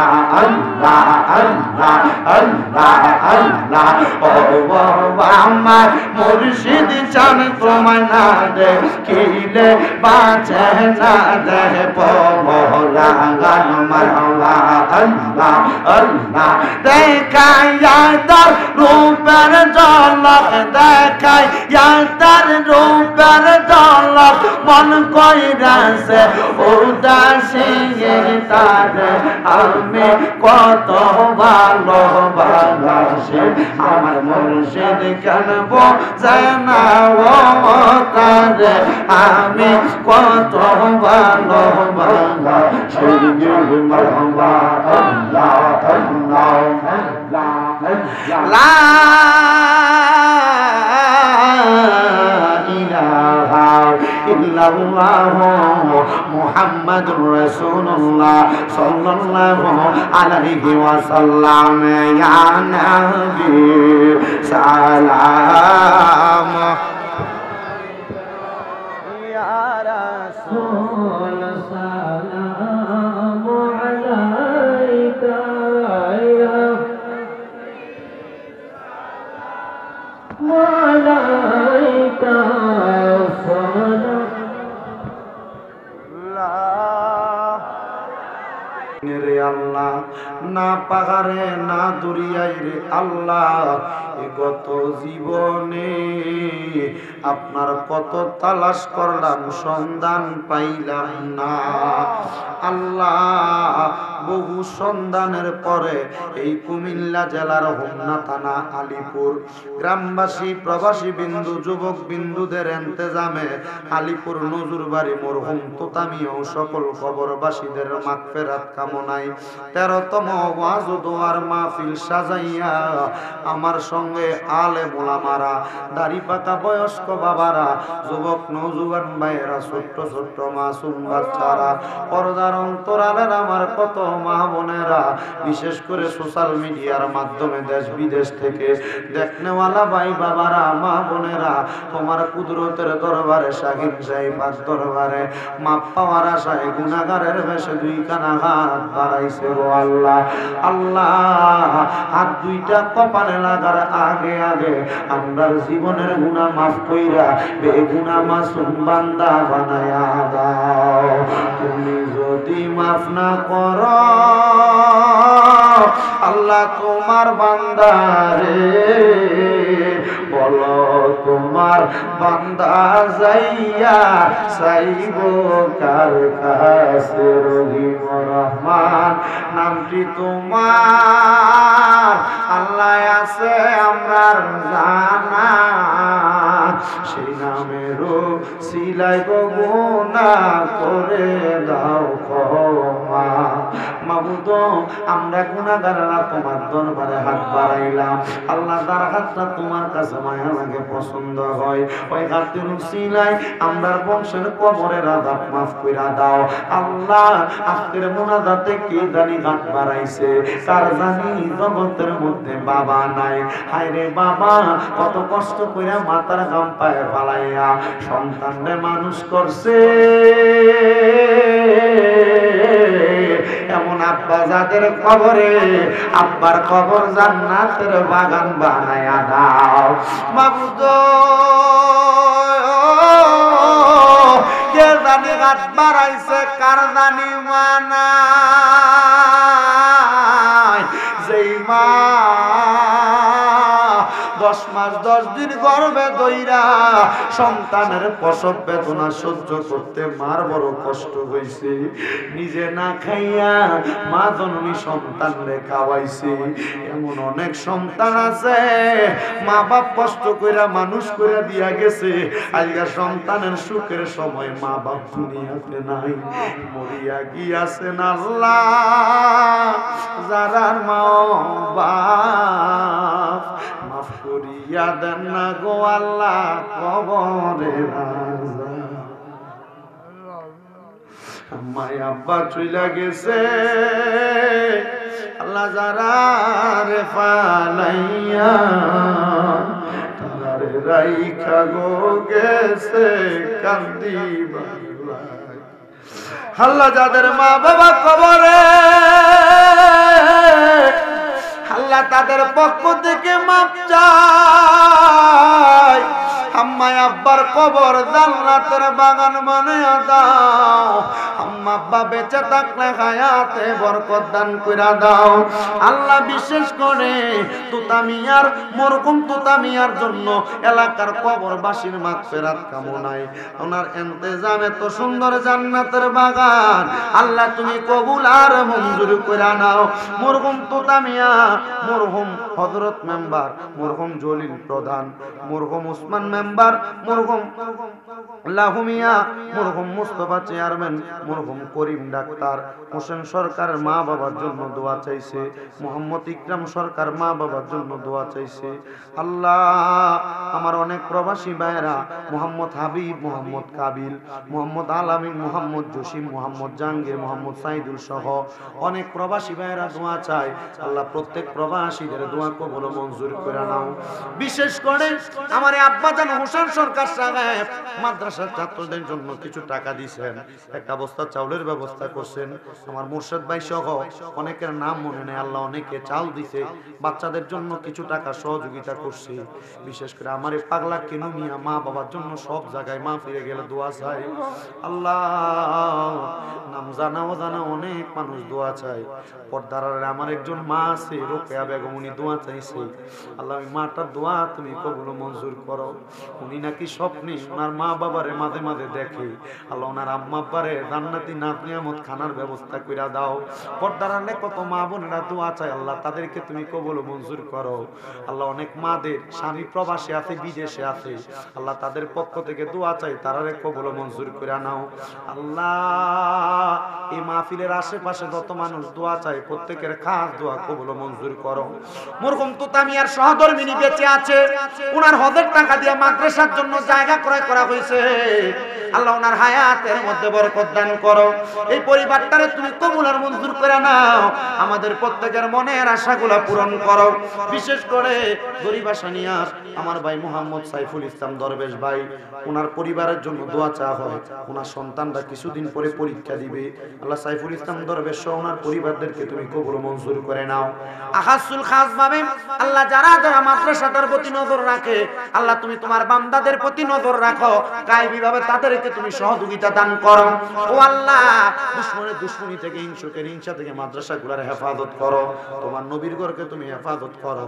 আল্লাহ ফরিয়াদ মাহফিল তুমি 13তম মাহফিল কিয়ামত পর্যন্ত কবুল মঞ্জুর করে নাও। আর আমরা মরণের আগে আখিরি ফরিয়াদ, আমাদেরকে বারবার মক্কা মদিনা না দেখে মরণের ডাক দিও না রে আল্লাহ। আল্লাহ মক্কা মদিনা দেখতে বড় সুন্দর, মক্কা মদিনা দেখলে আশেকের অন্তর শান্তি হয়। মক্কা মদিনা না দেখে আমরা মরণের ডাক দিও না। অনেকে তাবারুকের মধ্যে দিয়া সহযোগিতা করছে, আল্লাহ তাদের হাদিয়া কবুল মঞ্জুর করে নাও। আর মরণের আগে নবীজি নূরানি চেহারা মুবারক দেখতে দেখতে আখিরি জবানে মধুর কালেমা পড়ে দিয়েন, লা ইলাহা ইল্লাল্লাহু মুহাম্মাদুর রাসূলুল্লাহ সাল্লাল্লাহু আলাইহি ওয়াসাল্লাম।